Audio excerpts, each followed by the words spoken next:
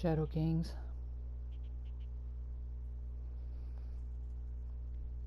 Okay, guys. This is a real important one, so you're just gonna have to kind of bear with me. I'm learning how to do this, but I really honestly feel compelled, and it's really important right now. Okay, so what happened was we were just kind of clicking along a couple nights ago, making good progress, and I do what I do, so all of a sudden, kind of off to the right, I get kind of a sensation that something is going on over there, just out in the desert, no place in particular, nondescript, but you can feel it, right? You just know. So, a couple of us are riding, maybe 12, small contingent. So we pull off the side of the road there, and maybe 10 yards, if that, off the side of the road in the desert, just a scrub, right? And there's a space there. And there's something to it. And I was aware that there was, so we all just kind of stopped. And this is a sacred space. Sometimes you come upon them unexpected. I didn't expect to be here right now, to be honest with you, this early in this game or series or whatever we're doing here. But here it was. And the thing I can tell you is, when nothing is sacred, everything is sacred. And then you can pick out special points, and this is one of those points, and it's right now. In perfect timing, you'll be able to feel it, and you can vibe that space and know that something is going on. Now is an all stop. Okay, so we stop along the side of the road and we get off the bikes. We just kind of stand around in this space because I don't really know either, but I'm calling it a sacred space because I know that it is. It's what's called intuition. I don't have the answer, so I stand there, and I was going to make a video just about that, about deliberately deciding. You put an all stop in and say, this is a sacred space right now, right here. This is perfect timing, and that's where I'm at, and that's where I'm going forward from here. And I was going to make a video about just that. That deserves a whole video, but something told me, just hang on a minute. So I hear that voice also. I abide it. That's the thing that I do, okay? So I waited. The next day, I get the word, we've lost a man. Okay? He crashed his bike, and he's out, man. Okay? But we felt that happen because we were paying attention. If we'd have just kept riding, if we didn't stop, we wouldn't have maybe picked that up. We might have missed that. Okay? So, he's a young man. He was only about 20. And don't worry about it. We got a man going to the funeral. And we'll just take a minute and say goodbye, man. He's on to the great beyond. Okay? But listen, guys. Dude was doing what he wants. Okay? We're not going to have the grief of the loss of him. Condolences to his family, man. We're all there to represent. And we wear our hearts on our sleeves specifically for that reason.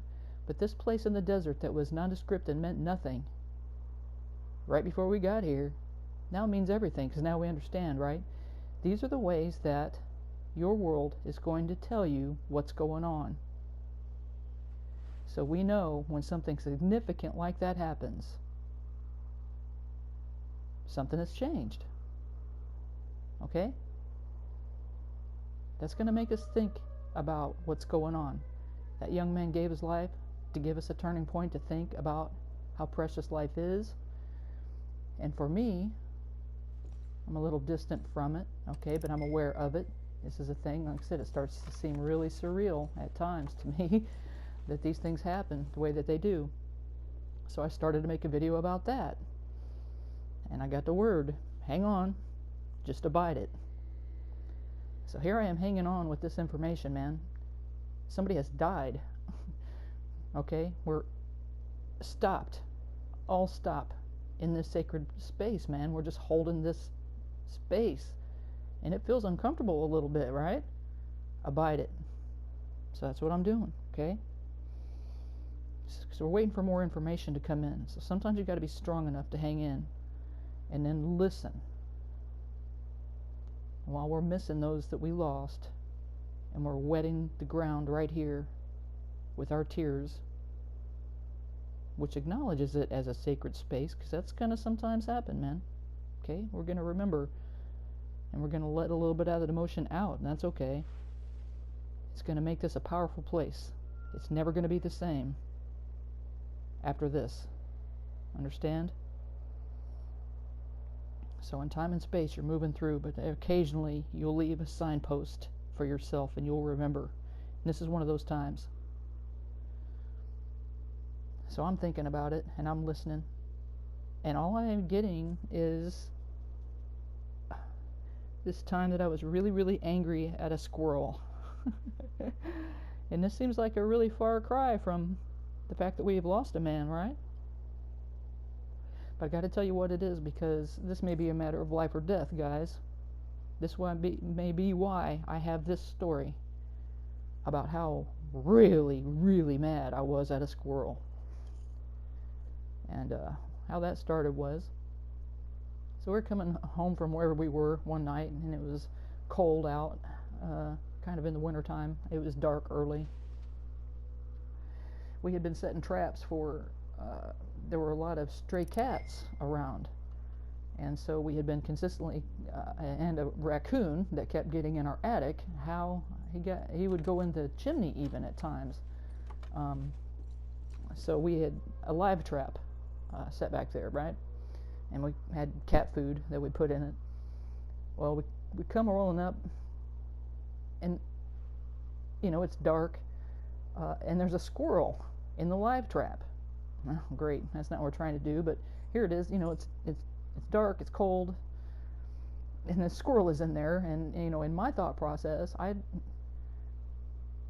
don't want to let him out because it's dark. I don't know if he can find where it is he needs to. They're normally in their nice cozy nests by now, not going all over the place. They're not used to going in the dark. If it'd been a raccoon, I'd have let it out. It's a squirrel, so I do the best I can. I know he's had food. I go in the house, I get some water, I put the water in there, and of course he's bouncing off the walls. He doesn't know what's going on, but so I had a packing blanket in the van. I get that out. I loosely kind of drape that over the thing, so he's not going to be cold. I'm taking care of him. He's going to be all right.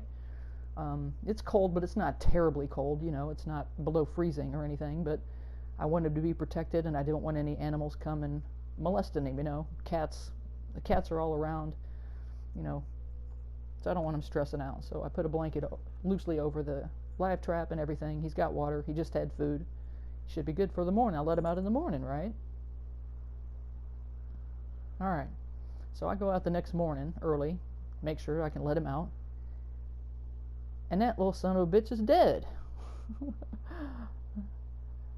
That motherfucker opted out in the middle of the night for no good reason. He didn't get scared to death by a cat molesting him or a raccoon or anything. He was protected from that. He didn't suffocate. The blanket was kind of just over it loosely. He had access to food and water. He didn't freeze to death. It wasn't that cold. It's a squirrel. And that son of a bitch is dead. He opted out.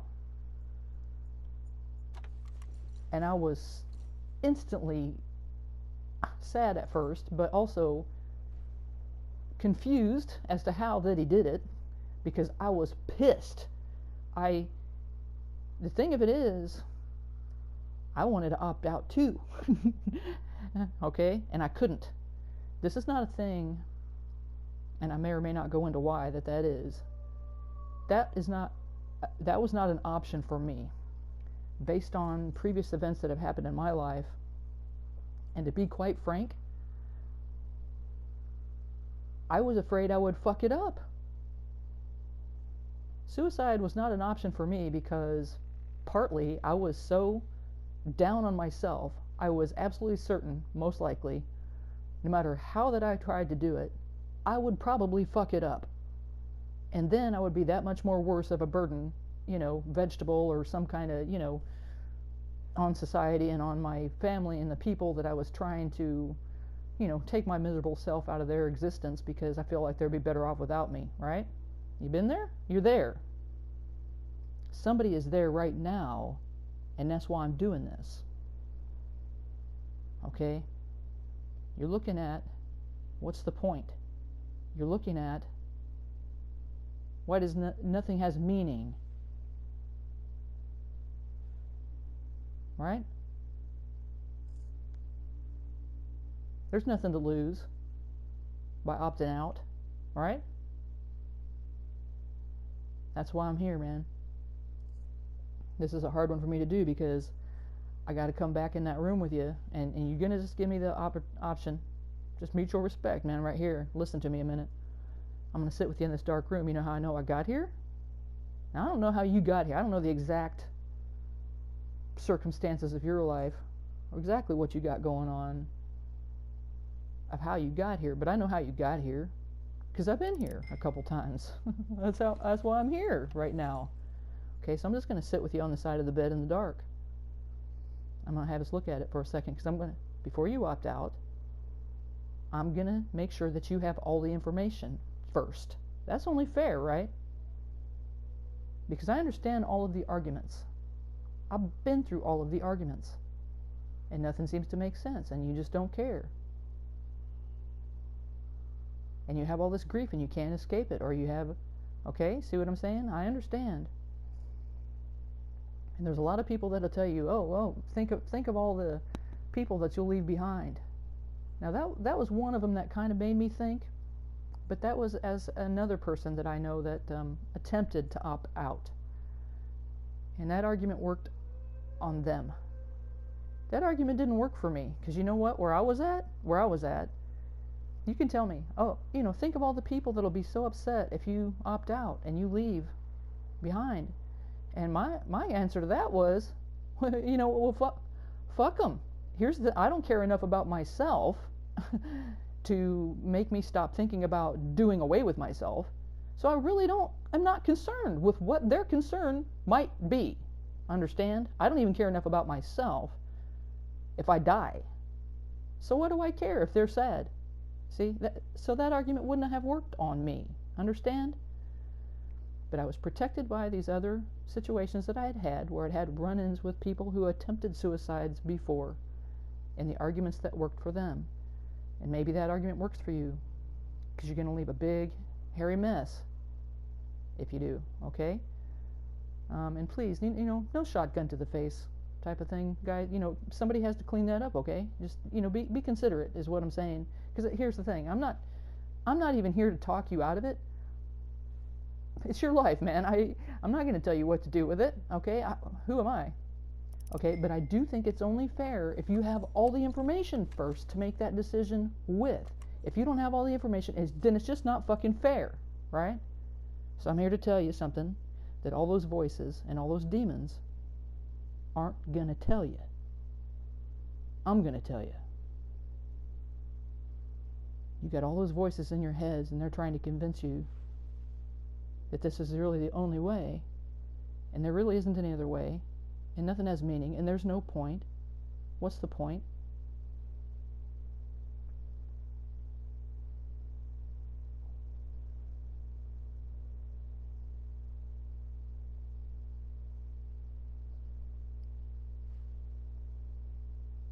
And there's nothing to lose. Well, take just a minute and listen to that, because that might be true. But it's not the whole truth, friend. That's not the whole truth. They're not telling you everything. That's why I'm here. So I'm going to touch you right now in the dark. Just give me your hand here. And my handy is something. It's a Slim Jim, but pretend like that's an elephant eyeball. And you munch on that for a second while I tell you something.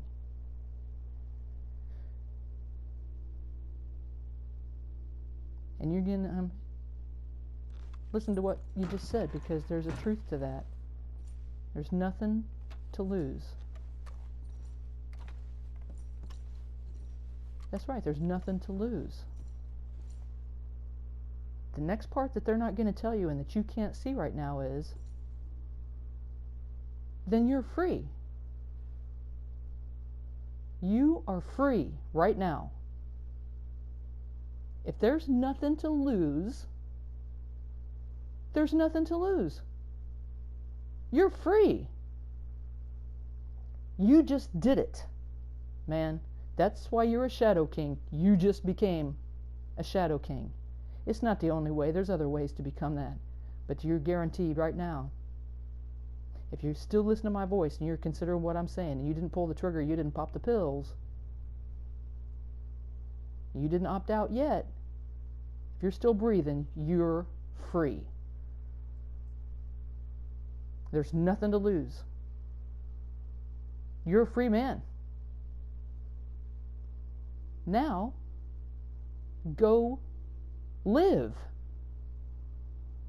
Go live like you mean it, because there's nothing to lose. You have just discovered one of the greatest truths that there is. There's nothing to fucking lose, man. There's nothing to lose. If you got nothing to lose by dying, you got nothing to lose by living. Right? Okay? And when I was in that room myself, and this great light came to me, it blew my ass back, blew my hair backwards, man. I fell backwards out of the room, and here I am in a whole entire new world. And I didn't quite, it's disorienting, okay? I didn't know what to make of it make of it.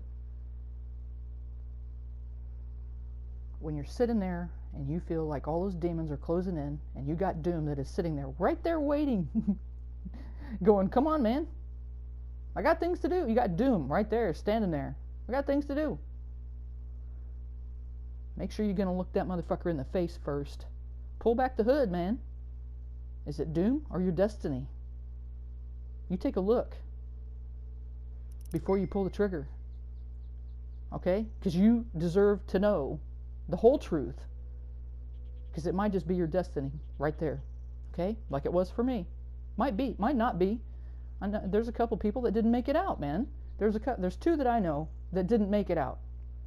Not everybody's going to make it out, bro. Okay? I understand that. And I can't save you all. All I can do is give you all the information that I have from where I've been and let you make your decision, because this is your carnival, dude. This is your circus, okay?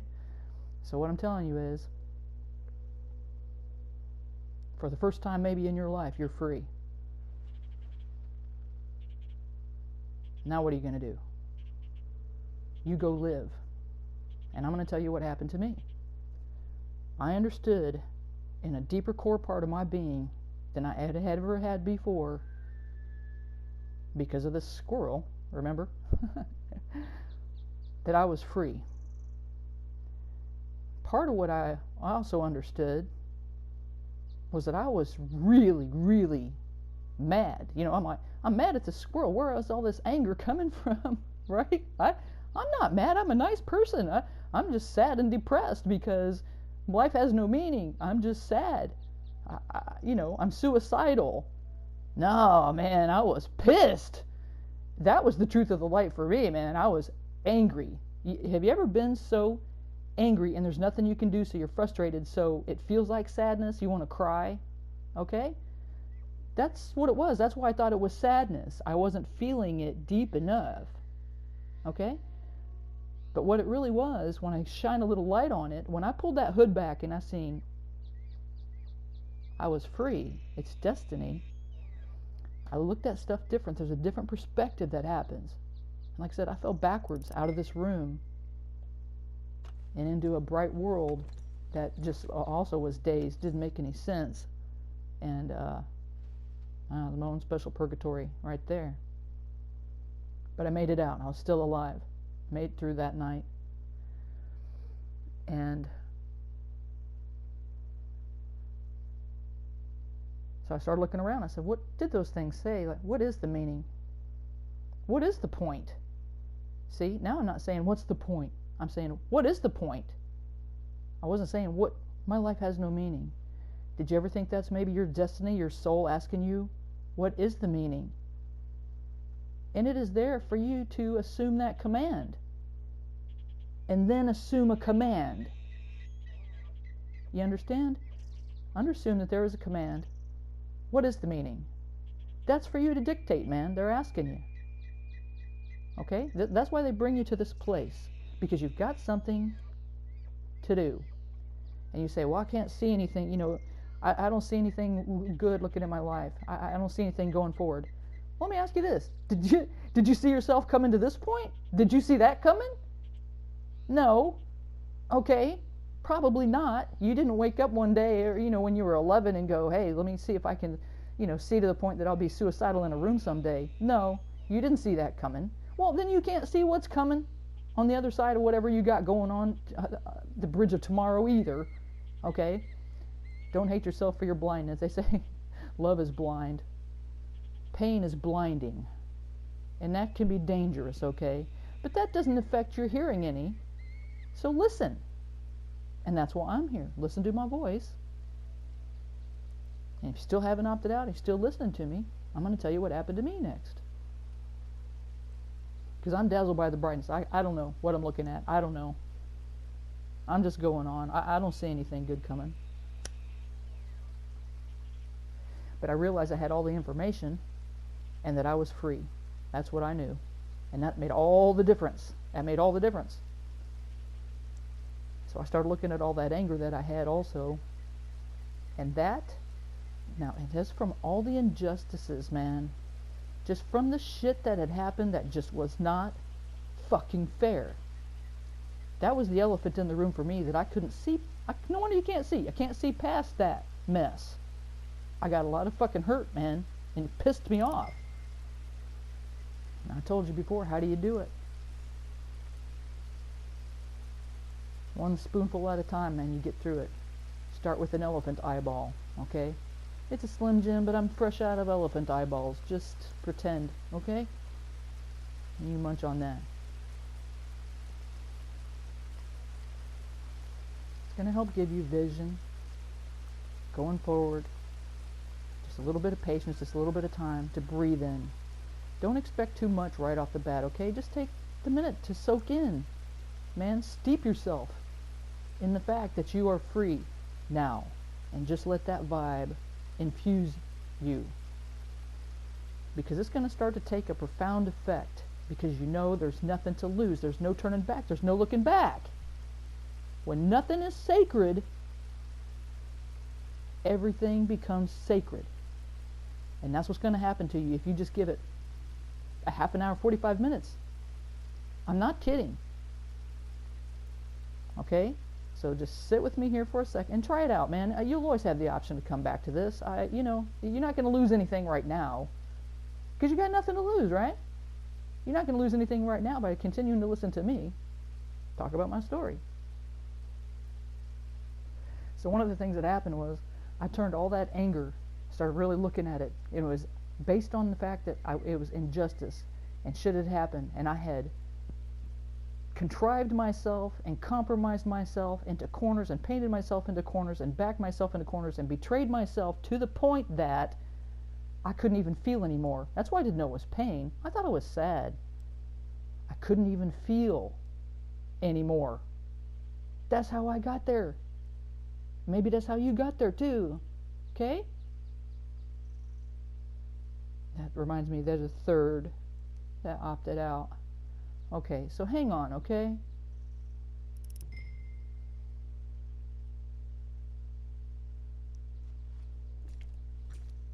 You don't have to feel it all at once.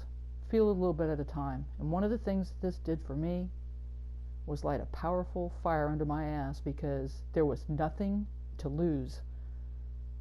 And all that pain I started converting into fuel for what I was doing next.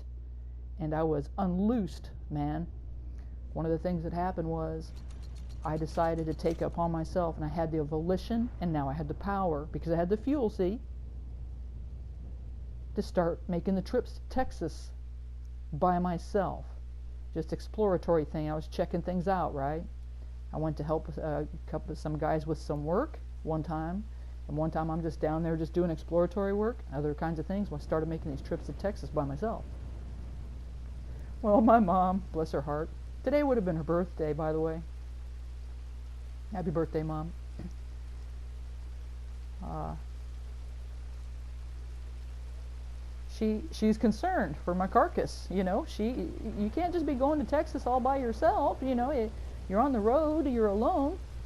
Yeah, she's done these kinds of things her whole life. That's where I get it. In another life, she would have been a Viking, redheaded and everything. Yeah, so I'm going to Texas, and so I finally told, she's arguing with me all this time. Every time she didn't want me to go, and I said, you know what? The thing of it is, if I'm going, and if I do die or something happens to me, I was doing what I wanted. I'm doing what I want, even if I die. Because here's the thing, I was willing to die. I was willing to opt out, or try. Well, I wasn't, but I know you might be. Like I told you, I was frustrated. I was between a rock. You might be in a hard place, okay? I was between a rock and a hard place because I couldn't make the option to opt out work for me. I couldn't bring myself to do it because of my other concerns. My uncle told my mom one time, that's what she said, what if you opt out and you kill yourself, you as a spirit get to hang around and see all the sad people and how sad and miserable that they are. You don't get to have peace. You get to hang around and see your own funeral and the devastation that you've caused and the kids you left behind, and that stopped her. That stopped her. And maybe that'll stop you if you think about that. That's why I tell you that story. Okay? It wouldn't have stopped me though. And that's why I'm telling you my story. Okay? Because you might be one of those people too. It just goes a little deeper. Okay? The story I'm telling you might not even stop you either. But it won't be because you didn't have all the information. You got to go square, man. If you're going to go square. So now I am going square. I'm squared the fuck up. And I'm making trips to Texas by myself as a single woman running out there in the world all by herself. Fucking fearless. And there was a couple places, let me tell you, there's some rest stops in Arkansas that are, on the one, there was some bad juju in that one, man, I'm telling you. And what I did is put my hand in my pocket, I grabbed my key. Be smart, okay? So I've got my keys. Your keys alone are a weapon. If you hold them so that they're poking out your fingers, and what I can tell you, they might get you, but you're going to do some damage, okay? That's one of the things. Start finding the ways to provide for yourself. Start finding the ways to take advantage of the fact that you intend to fucking live. Another thing that you do, here's the thing. People carry mace and stuff. If you get the high-end stuff, mace, it gets, you have to have permits and all this kind of shit for the kind. Okay, get you a wasp spray. Here's the thing. Wasp spray reach 20 feet. You're going to do some damage in somebody's eyeball before they ever get anywhere near you, man. If you know they're coming in. Hotel room by yourself. Take your can of wasp spray. Put it there. If somebody comes in your door, you can nail them in the fucking face with it. It might not stop them, but it's going to slow them down a little bit. Start thinking of those kinds of things. Okay? Because you're about to do things that in the previous life, before this night, you would have never thought to do. Because you thought you had too much to fucking lose. There was something at stake, and now it's not. There was somebody that you owed, and you couldn't get on with your life, so you didn't. Now you don't. Okay? And I'm going to tell you why this is important. You say, what's the use? You say, what does it have meaning? What I'm telling you is, they're just like you didn't see coming to this place, you don't see what's coming the next hour, the next 10 days. I started making the trips to Texas. I started cutting free. And man, it made it really easy to cut out what was important in my life and what wasn't, man. I let a lot of shit go. Working through that fuel. Okay? I sold a lot of stuff. Think of that. That's an energy exchange. I just started clearing out crap that I didn't need and turning it into cash. Okay? Because I needed more fluid stuff in my life. Not this crap that had been holding me back. Which is part of what was holding me back. Okay? part of how I got stuck in this mess, where I can't breathe, I can't feel, I can't move. All right? You're going to be okay. You are okay. You're okay right now. This is a sacred spot, and you're feeling the weight of it. That's all. That's called reverence, man. We're going to translate that into reverence for your life, because that set me on a path to start doing the things that I needed to do, difficult things, that in another couple years is going to get me to living in an RV park. Not how I wanted it, but in Texas. I did live in Texas. I made it, man. Okay? And a lot of shifting, a lot of things had to occur. But I'm going to tell you how important this is, bro. It could be life or death. I'm going to give you one example as to what it is, because if I had opted out at any of those points along the way, a guy would have died. Not just one, but two, actually. Okay? For this specific thing. 2 guys would have died besides me, okay? If I had not been there. So just think about this. This could happen to you too, mate. I'm just giving you options about things that could happen that you wouldn't see coming. So I get down there living in Texas. I still got so much fear now. Some of the anger has burned off. And in the void of that, without that fire, and I'm still trapped because we're still paying a mortgage. I'm still paying the mortgage, heat, utilities, taxes on a big, huge house that I don't want. Plus, I'm living in this little trailer trying to get to work. I literally have a 12 by 31 foot cell that I live in.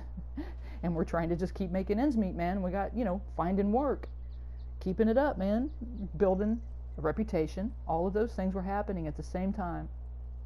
Tired as fuck, man. Just bone ass tired all the time. I had got down to 107 pounds. And I'm 5'10", guys. Okay? This is how hard I was working. And what I'm telling you is that level of fear, I slept with my boots on for a lot of the time. Okay?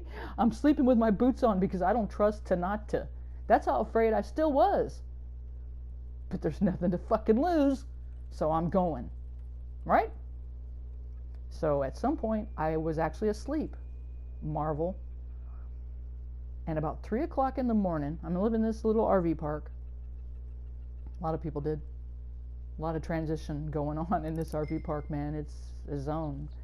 It's a place that I ended up after I ended up out of the void and into a new void of bright space. It's 3 o'clock in the morning. And I more felt a resonance. I felt a thing more than I heard it, because I was dead asleep. But something was up. I knew something was up. And I wasn't sleeping with my boots on at this time, but I had got far enough away from that. But I knew something was going on. Just enough consciousness to go, what, something, okay? And I'm trying to listen to what I heard, and it's like, it kind of sounded roughly like car tires skidding, and then just like a thunk. I mean, like I said, it was more of a sonic impulse, not a sound. A vibration was all. And I'm in a trailer, that I'm sitting on tires and stuff. It's insulated from that, but I still felt it. So anyway, is it worth it to me?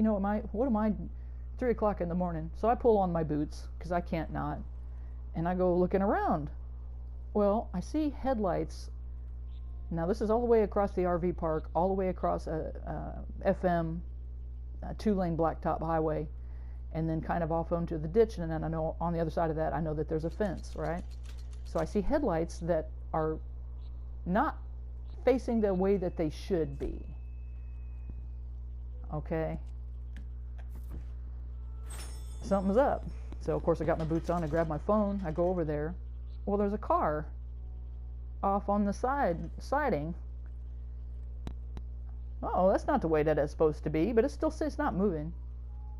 Okay, so I go trotting on over there, 3 o'clock in the morning. The moon is fairly bright, it's decent. RV park's dead asleep, everybody's asleep. So I go walking over there across the highway, And sure enough, I see kind of a wrinkle in the gravel on this side. There's kind of a curve there. And I kind of see a skid that stops in the middle of the road.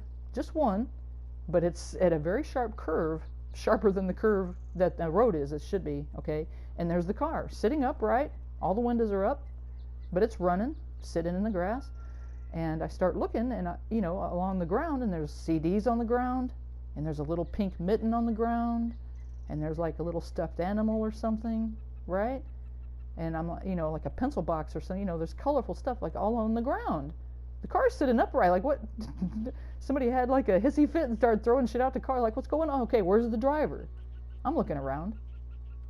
I don't see the driver, so I'm looking around, and I'm calling out.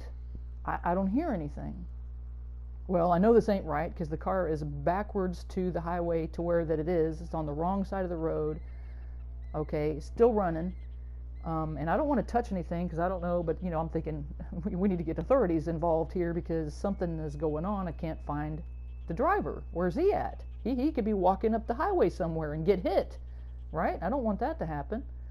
But somebody was driving the car at some point, okay? So and we don't know where he is. So I call 911, trying to explain to the dispatcher, I don't know, there's a car here and it's not supposed to be here. We need to have somebody come and look. Okay, so they dispatch, and I go back to my trailer, and of course, and I get Hawk, and I say, help me. There's a guy out there somewhere. Somebody's out there walking around or something. I don't know where this guy went.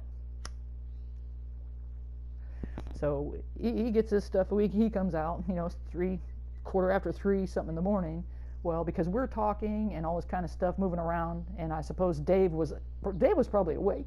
El Camino Dave lived on the side that was nearest to the highway. So there's like the highway, a little bit of grassy area, then the roads, the little pathways in the RV park, and then the trailers on that side, maybe 10 yards, 15 yards off the highway. And so, here come El Camino Dave, who also went there to transition, and we did. Hope you're doing good, Dave. He passed away out there as well. And he knew that. That's why he went out there to pass away, because he was in control of what he was doing. He was doing it the way he wanted to do it, man, when he got the word that he wasn't going to live long. So we made some interesting things happen. And so other people hear us talking. So now there's 3 or 4 or 5, 6 of us all, and we're still looking for this guy, right? Somebody was driving the car, little red, like an Impala or something like this. And like I said, the doors are closed, the windows are down. And sure enough, a Hawk finally come across a guy, and he was about 30 feet continuing on down the same way of the road, and he had been ejected from the car, which, okay, I got a time, and this means I've got to stop this one, and I'm going to start again in a minute. I hate to do it, guys, but I have to. Shiny side up.